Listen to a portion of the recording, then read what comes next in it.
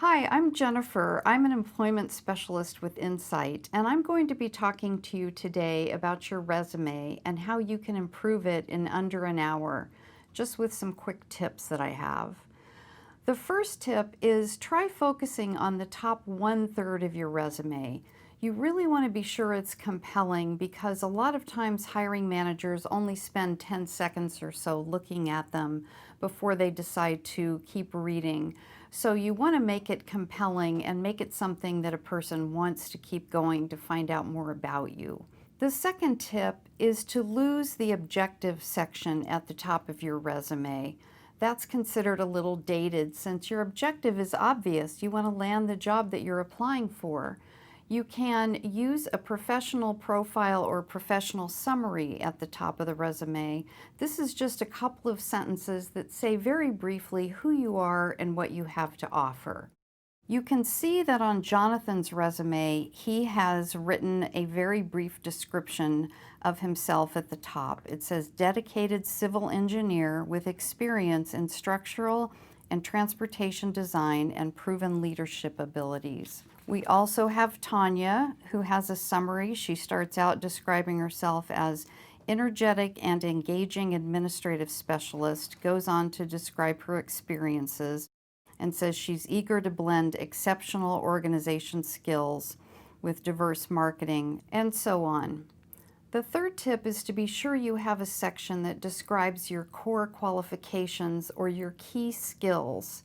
These can include hard skills, which are ones you have learned, such as software mastery, typing speed, or bookkeeping.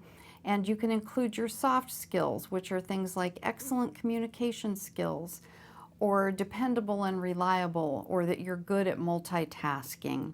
Tanya has described her areas of expertise: reception and customer service, scheduling and meeting coordination, and administrative support, and gone into some detail about each of these core competencies that she has. Another tip is that you can move the most relevant job experience you have to the top of your work experience section. You can entitle it Relevant Work Experience, meaning that it really relates to the job you're applying for. Then you can have a section that says Additional Work Experience. And it's okay to include volunteer work. You just want to make sure that you say that it is unpaid work.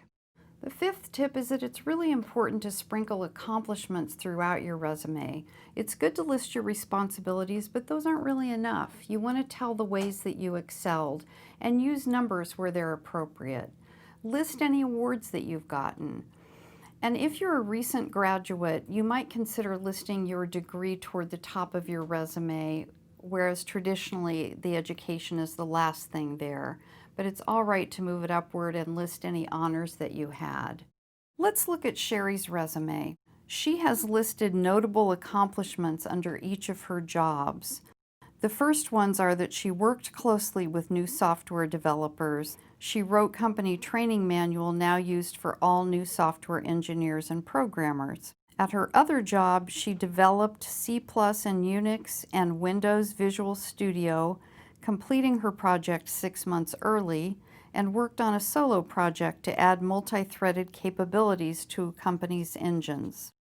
It's a good idea to use keywords from the job description when you're customizing your resume to a particular application.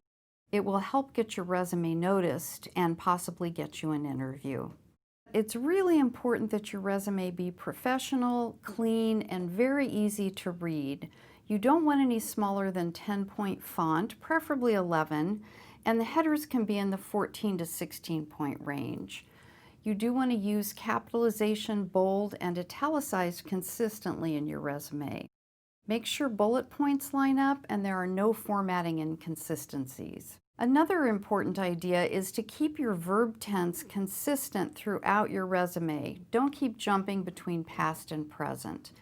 It is generally better to use present tense, and you might say something like cleaning and sanitizing of rooms as one of your duties versus cleaned and sanitized. You do want to remove references available upon request. It's really unnecessary because it's just assumed you're going to come up with references when you're asked for them.